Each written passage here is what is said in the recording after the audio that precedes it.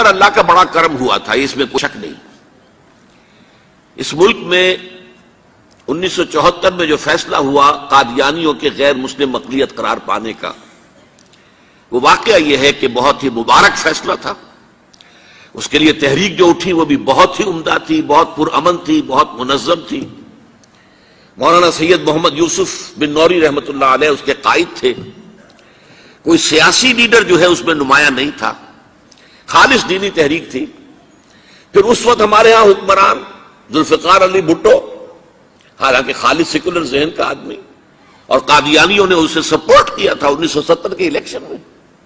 قادیانی سمجھتے تھے وہ تو ہمارا اپنا آدمی ہے، لیکن اللہ تعالیٰ نے اس کے ہاتھوں لیکن بہترین طریقے سے، جس پر اعتراض کیا ہی نہیں جا سکتا، پارلیمنٹ کے ذریعے سے فیصلہ کرا۔ کوئی آرڈیننس نہیں تھا، کوئی حکم جو ہے، فرمان جو ہے وہ ایشو نہیں ہوا تھا، پارلیمنٹ کے ذریعے سے۔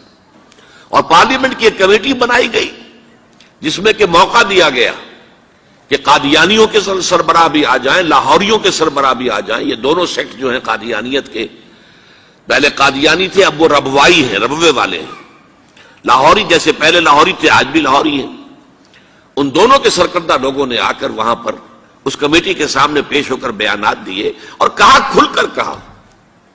ناصر احمد اس وقت جو ہے خلیفہ تھا ان کا، مرزا طاہر احمد کا غالباً بڑا بھائی مرزا ناصر احمد۔ انہوں نے کہا ہم نبی مانتے ہیں، غلام احمد قادیانی کو ہم نبی مانتے ہیں، ڈنکے کی چوٹ کہا۔ لہذا اس کے بعد پارلیمنٹ نے فیصلہ کیا یہ غیر مسلم ہے، اور صحیح فیصلہ کیا۔ لیکن یہ فیصلہ ادھورا ہے، یہ بات آج میں پہلی مرتبہ کہہ رہا ہوں، اسے نوٹ کر لیجیے۔ قادیانیت کے فتنے کو کوئی گزند نہیں پہنچا ہے ان کے غیر مسلم قرار دیے جانے سے۔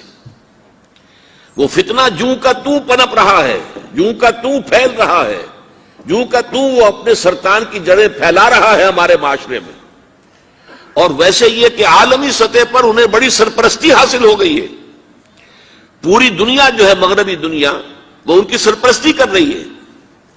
لیکن یہ کہ اندرون ملک بھی اس فتنے کا قلع قبا اگر ہو سکتا تھا تو صرف اس وقت جبکہ اس فیصلے کا جو قانونی اور منطقی تقاضا ہے وہ بھی پورا کیا جاتا، اور وہ یہ کہ مرتد کو قتل کی سزا دی جاتی ہے۔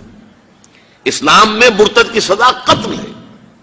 وہی میں نے آپ سے عرض کیا، حضرت ابوبکر صدیق کے زمانے میں کیوں قتال کیا گیا، اور جتنے بھی لوگوں نے نبوت کے دعوے کیے انہیں کیوں قتل کیا گیا ہمیشہ اسلام کی تاریخ میں۔ لہذا مرتدین کی سزا، سزائے قتل جب تک نافذ نہیں ہوگی، اس فتنے کو کوئی گدن نہیں پہنچے گا۔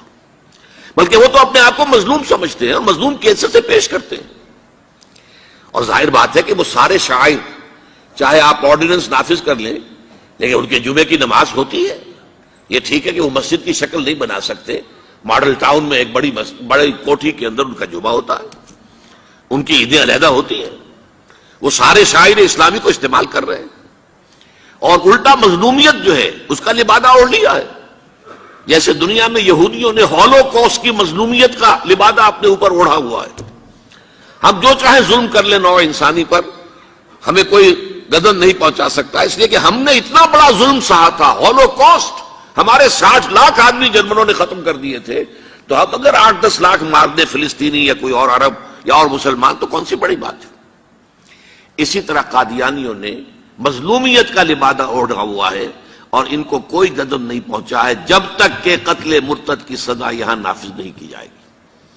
اس میں یہ ہونا چاہیے تھا کہ جس روز میں یہ فیصلہ ہوا ڈکلیئر ہو جاتا ساتھ ہی، اب تک کے جو قادیانی ہیں آج کے اس تاریخ سے فیصلے سے پہلے وہ تو اقلیت قرار پائیں گے، انہیں قتل نہیں کیا جائے گا۔ لیکن اس فیصلے کے نفاذ کے بعد جو شخص بھی قادیانیت اختیار کرے گا اس پر قتل مرتد کی سزا، اس کی حد جاری کی جائے گی۔